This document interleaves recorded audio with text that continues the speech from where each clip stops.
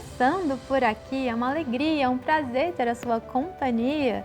E olha só, hoje, seguindo com a temática Novembro Azul, vamos falar sobre o tratamento do câncer de próstata. O urologista Pedro Romanelli, que é coordenador da urologia do Instituto de Oncologia e Ciências Médicas de Minas Gerais, está de volta para esclarecer as principais dúvidas, então fica com a gente, o De Bem Com Você está no ar.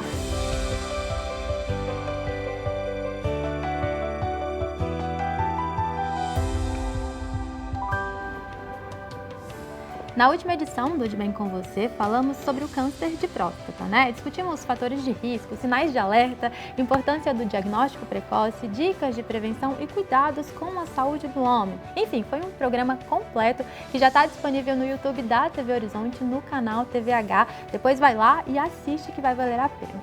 Agora, nosso foco é o tratamento, né, doutor Pedro? Seja bem-vindo mais uma vez. Um prazer novamente te receber aqui. Prazer é todo meu, acho que vai ser uma ótima oportunidade de discutir e aprofundar um pouco esse assunto tão importante. Pois é, vamos direto ao assunto, né? A partir do momento que este homem tem o diagnóstico do câncer de próstata, quais são os primeiros passos ali? Qual que é a orientação? O grande desafio, na verdade, quando a gente fala a palavra câncer, isso tem sempre um estigma, uma preocupação, o homem acha que vai morrer, né? Na verdade, o câncer de próstata costuma ser muito diferente de outros tipos de câncer. Existem muitos tipos de câncer de próstata. Existem alguns tipos de câncer de próstata mais bravos mesmo, mais agressivos. Existem alguns tipos de câncer de próstata que ficam adormecidos ali 5, 10, 20 anos e às vezes nunca dão problema. Então o grande desafio que a gente tem é saber com quem que a gente está lidando, né? Porque nós vamos ser mais agressivos também nesse tratamento desses tumores mais importantes e muitas vezes vamos poder só vigiar, acompanhar alguns tumores que às vezes estão ali adormecidos. E a gente pode, realmente, com segurança, hoje a gente tem vários estudos já mostrando que a gente pode acompanhar esse homem, mas acompanhar de uma maneira bem ativa, a gente chama de vigilância ativa, né? Sim, então entendi. o segredo é a gente individualizar isso, saber com que tipo de doença que a gente está lidando e também a condição do paciente, é um paciente saudável, é um paciente já mais frágil, então nós vamos juntar essas questões para achar o melhor tratamento. É o tratamento individual, né? É legal você trazer esse ponto, porque a gente percebe muitas pessoas que vão se comparar com o vizinho. Porque meu vizinho tratou de tal forma. Mas não, é entender que é o tratamento individualizado, cada caso vai ser um caso. E isso na próstata é muito importante, porque realmente são muitas doenças dentro do câncer de próstata, né? Então a gente tem que tomar cuidado da gente não errar nem para menos, nem para mais. Então acho que esse é o desafio realmente. E a medicina hoje, a gente já começa a ter ferramentas para personalizar isso, individualizar e conseguir o melhor tratamento. E destacando aqui as principais opções, né, de tratamento que existem hoje em dia, quais são?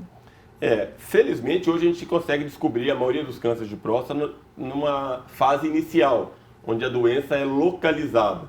Então quando a doença é localizada na próstata, basicamente a gente vai ter 3 opções. Ou a gente vai vigiar esse paciente se o tumor tem sinais de que está adormecido, ou se a gente julgar que precisa de um tratamento, ele vai para uma cirurgia, que é a retirada da próstata, ou uma radioterapia, que é queimar ali a próstata para matar as células do tumor. Então, essa decisão vai depender muito da condição do paciente. Então, normalmente, nos pacientes mais jovens, que estão bem de saúde, a gente tende mais a cirurgia como primeira opção. E no paciente, às vezes, mais frágil, às vezes, a radioterapia também é uma excelente opção de cura, né? Então, baseado nisso, a gente vai decidir. Nos casos que realmente a gente opta pela retirada da próstata, né, os 2 grandes medos que o homem fica com relação a isso, é a questão da piora da parte sexual e da incontinência. Isso porque a próstata é um órgão que está num lugar muito escondido do homem, né? O grande desafio é um lugar escondido e super delicado. Então, mexer nessa região, né, fazer alguma cirurgia, realmente tem que ser o mais delicado possível para a gente minimizar as consequências. Sim, e essa remoção, então, ela vai ser indicada quando esse caso já está mais avançado? Seria isso? Na verdade, quando a doença está localizada na próstata, a doença do câncer de próstata, normalmente a próstata adoeceu. Mesmo que seja só num ponto, a gente precisa retirar essa próstata como um todo.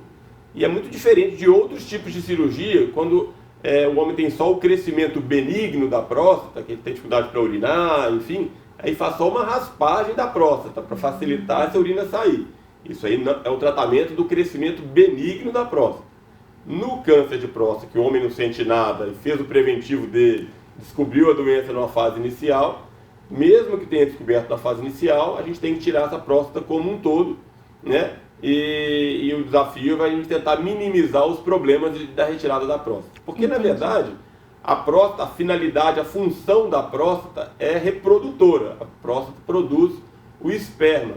Toda a parte hormonal é do testículo, isso não interfere em nada. Então, uma preocupação que a gente tem num homem muito jovem é nessa questão da reprodução. Muitas vezes ainda não teve, né, os filhos, enfim. Mas a maioria dos homens, normalmente o câncer de próstata está na faixa dos 60 anos, 50, 60 anos. Essa preocupação da reprodução já não é mais a preocupação, a gente está preocupado com outras questões da qualidade de vida. Sim. E falando especificamente da remoção, né, da próstata, quais são os tipos de cirurgia que existem para realizar aí esse procedimento?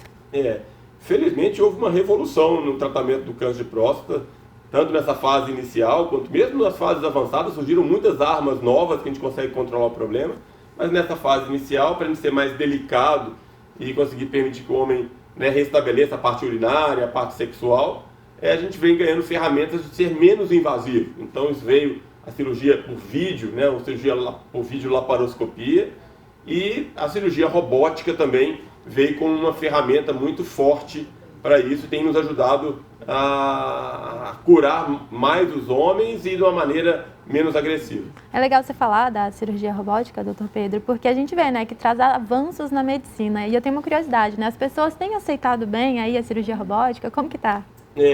A gente tem que tomar muito cuidado quando fala de cirurgia robótica, que venha na cabeça que o robô vai operar, né? E na verdade não é isso, o robô é só uma ferramenta que faz o médico enxergar melhor e ter mais delicadeza, o que ajuda demais na cirurgia, mas é totalmente dependente do profissional. Por isso a importância realmente do paciente encontrar um profissional capacitado, bem formado e que tenha um vínculo, porque o grande desafio que a gente tem hoje é juntar a tecnologia com a questão humana do acolhimento, que é tão importante nesse momento de fragilidade do homem. Então acho que juntando a questão humana com a ferramenta do robô, realmente a gente consegue ter um tratamento muito melhor. É interessante porque é exatamente o que você disse, as pessoas pensam, nossa, o robô vai me operar, só que não é assim, ali o médico está por trás de todo o equipamento, né? Exatamente, e não é uma novidade, né? O robô, na verdade, tem 23 anos que existe, né? Foi criado nos Estados Unidos. A ideia, quando foi criado, era para cirurgias cardíacas, cirurgias à distância, e na verdade a própria empresa fala que eles miraram no coração e acertaram a próstata. Porque, na verdade, a próstata realmente tem essa característica de estar num lugar difícil, escondido e precisa de delicadeza. Então, o robô realmente casou isso muito com isso. Né? O robô chegou em Belo Horizonte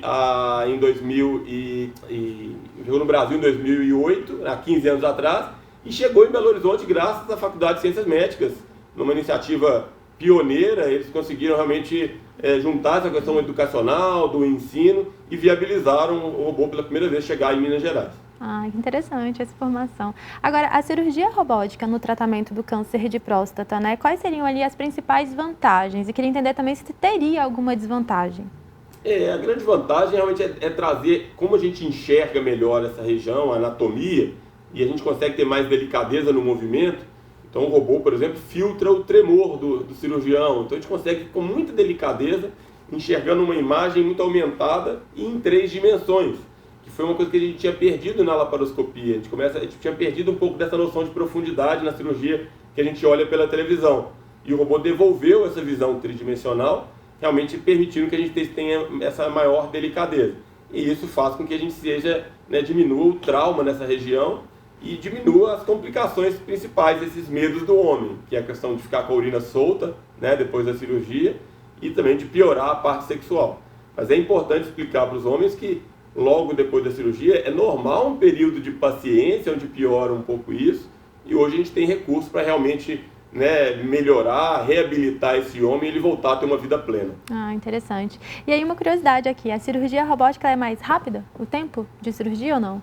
É muito próximo a uma cirurgia aberta. Acho que isso também varia um pouco do caso, tem casos que são mais difíceis, da anatomia do paciente, da experiência do cirurgião, então a gente tem vários fatores que interferem com isso, mas talvez o grande ganho seja ter menos dor, menos infecção, menos sangramento.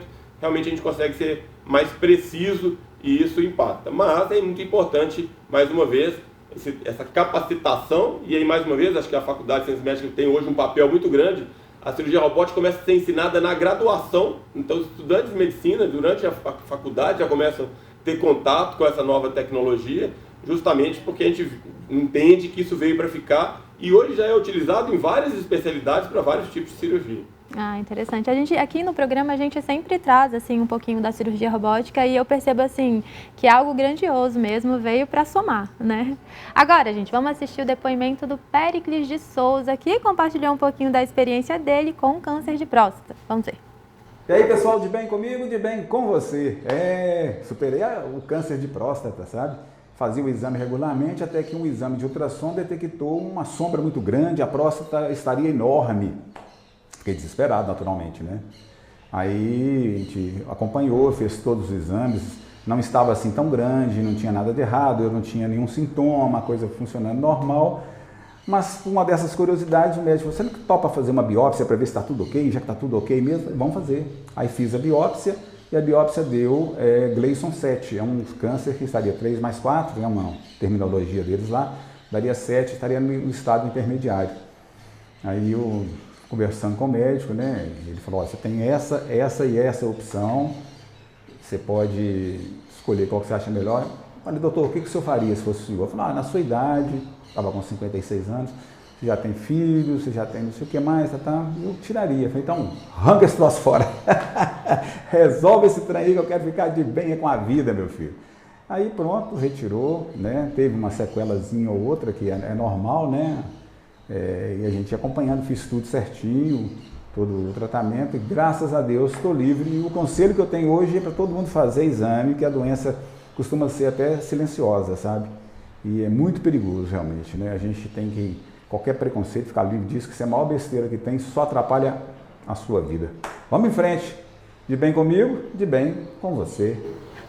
Muito bom, né? Assim, gostei muito do depoimento do Péricles. Inclusive, agradeço, Péricles. Muito obrigada por compartilhar. Sua fala enriquece muito aqui o nosso programa. É muito importante que tenham homens como você falando sobre esse assunto, né, doutor Pedro? Ali, o caso dele exemplifica bem, né? É fantástico essa, né, disponibilidade dele de colocar essas questões, porque acho que mostra a maneira positiva como ele lidou com uma situação difícil, um momento difícil da vida.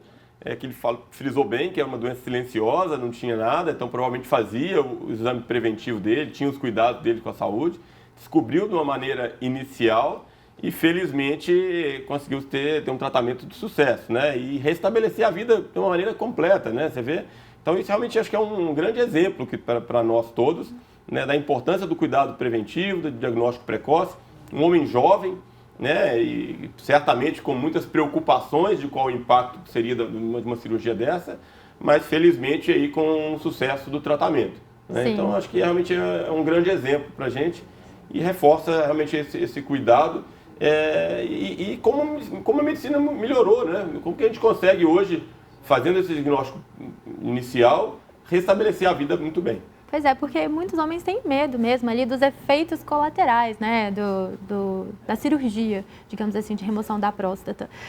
Vamos voltar um pouquinho nesse assunto. Já falamos um pouquinho no primeiro bloco, né, gente? Mas vamos voltar um pouquinho, né? Os principais impactos ali na qualidade de vida, né? O que vai mudar na vida desse homem que fizer a cirurgia? Os dois medos é a parte da incontinência, que é perder urina, né, ter que usar fralda, é uma grande preocupação do homem, e na parte da sexualidade. Essa parte urinária, felizmente, hoje tem sido cada vez mais raro e ficar com uma urina solta definitiva. É normal que logo no começo, né, tenha uma adaptação ali, pode ter alguns escapes, pode ter que usar às vezes uma fralda mesmo, um absorvente para poder lidar com algum escape de urina, mas a gente vê que hoje tem fisioterapia, a importância também desse cuidado multidisciplinar, interdisciplinar. Então, hoje a gente tem psicólogo, nutricionista, fisioterapeuta, né, vários profissionais aí que se dedicam para um bom resultado, e a gente vê que felizmente a parte urinária, a grande maioria dos pacientes, principalmente pacientes jovens e bem de saúde, recuperam muito bem.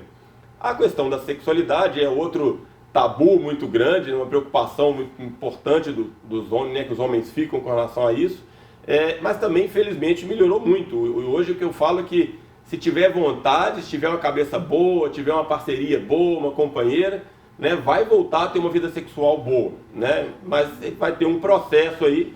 Eu comparo muito com um atleta que teve uma fratura, quebrou a perna. ele vai ficar de repouso, vai voltar a andar, voltar a correr, musculação para jogar.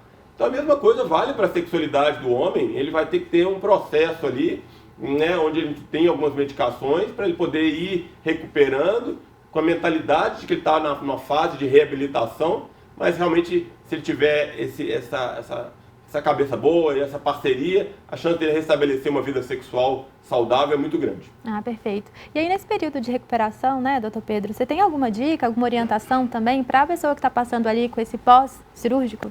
Eu acho que ter esse apoio é fundamental, apoio profissional, sabe?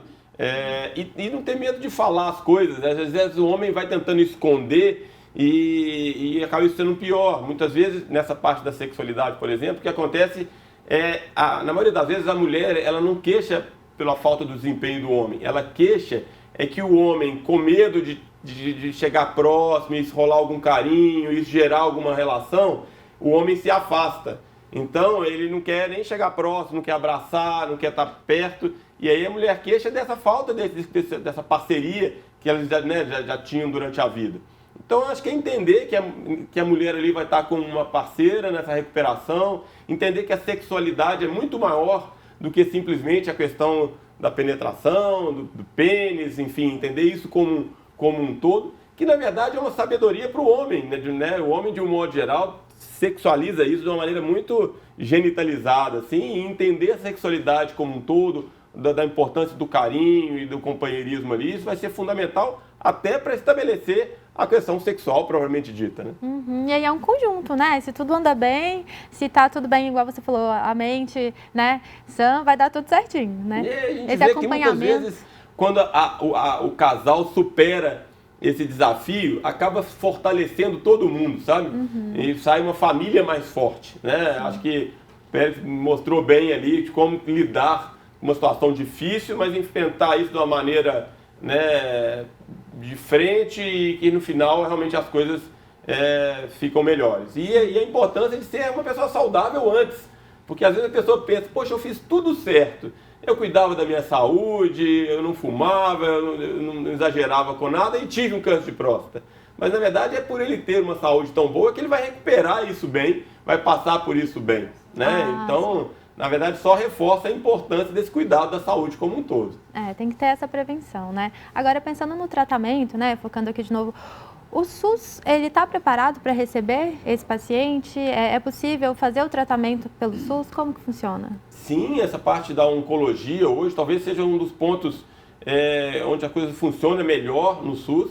Acho que a gente ainda tem um gargalo, uma dificuldade para o diagnóstico precoce. Acho que isso é um grande problema no SUS, esse diagnóstico precoce. Mas uma vez feito esse diagnóstico, realmente a gente percebe que isso é priorizado, esse paciente não espera muito tempo e ele tem boas oportunidades de tratamento, né? Mas a gente ainda tem muitas oportunidades de melhora, né? Eu acho que a própria Faculdade de Ciências Médicas enxerga isso como uma questão importante na cidade, de melhoria, de agilidade. Hoje existe uma proposta, né, de fazer chama de fast track, que é essa rapidez, da hora que ele recebeu o diagnóstico, de poder fazer os exames todos e seguir uma linha de tratamento para realmente ter um bom resultado, né? Porque a gente entende hoje que fazer isso de maneira precoce e ágil é muito bom para o paciente, inclusive é mais barato para o sistema, né? É bom para todo mundo, né? Então, realmente, hoje, em Belo Horizonte, pelo menos, eu acho que as coisas têm funcionado, ainda tem oportunidades de melhora, principalmente na questão do diagnóstico, eu acho que aí ainda é um desafio. Sim. E aí eu estou pensando num ponto aqui, acho que a gente tratou disso mais no programa anterior, né, doutor Pedro, sobre essa questão de que os homens ainda relutam um pouco de buscar ajuda e tudo mais. Quais são as consequências da falta de tratamento do câncer de próstata? Quando a doença, que é silenciosa, não é diagnosticada, ele começa a sentir alguma coisa, é que a doença muitas vezes já saiu da próstata. E normalmente o principal local que o câncer de próstata, quando ele sai, ele vai para os ossos. E aí é sofrido, tem muita dor, enfim, realmente é uma situação muito difícil, mas que felizmente hoje também, né, a gente tem muitos recursos, assim. Muitas vezes a gente às vezes não consegue curar o problema, mas controla o problema. Eu comparo muito com, às vezes, quem tem um diabetes, não tem cura, mas ele consegue controlar e ter uma vida normal, ter uma vida muito boa, né? A pressão alta, não tem cura, mas ele consegue controlar. muitos dos avanços do câncer têm sido relacionados a isso. A gente hoje consegue controlar o problema de maneira que o paciente vai ter uma vida boa e vai acabar falecendo muitos anos depois de outra coisa que às vezes nem é do câncer. Então, muitas vezes o paciente fica tão preocupado com o câncer que ele esquece de outros cuidados, né? Esquece de cuidar do coração, esquece de cuidar de ter uma vida saudável como um todo, e isso acaba sendo um problema maior do que o próprio câncer que a gente consegue controlar. Sim. E aí nessa pauta, né, que você está falando, vamos deixar uma orientação aí para os homens que estão assistindo, mas acho que para o público, né, gente, de modo geral, dos principais cuidados com a saúde do homem, doutor Pedro, quais são? Eu acho que a mensagem que fica é o homem, né, entender que ele tem que se cuidar como um todo, então tem que alimentar bem, tem que evitar o tabagismo, tem que fazer atividade física, super importante, evitar o excesso de bebidas alcoólicas, enfim, lembrar da parte da vacinação, que eu acho que é outra questão importante. Nós falamos no programa anterior da vacinação do adolescente sobre HPV, mas do homem maduro também, com 50, 60 anos, tem várias vacinas aí que são importantes, prevenir doença, ter uma qualidade de vida. Então acho que fica essa mensagem realmente do homem ter essa saúde dele, entender essa saúde dele como um todo e servir de exemplo para a própria família, né? Para os filhos, para a esposa, porque um homem saudável realmente a chance de ter uma família saudável é muito grande.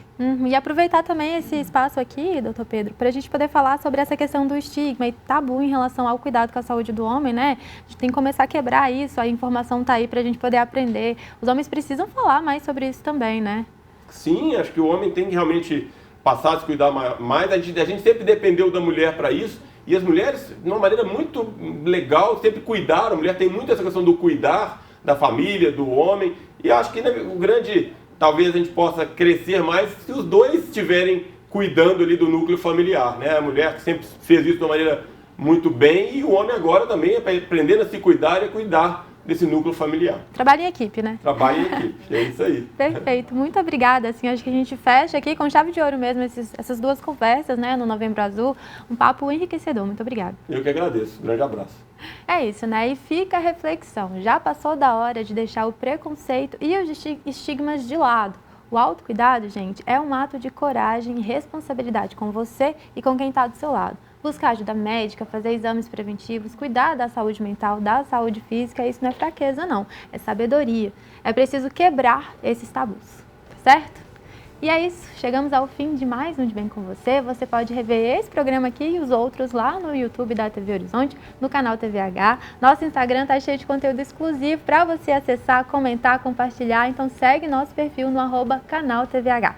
Muito obrigada pela sua companhia. Te vejo no próximo programa. Tchau!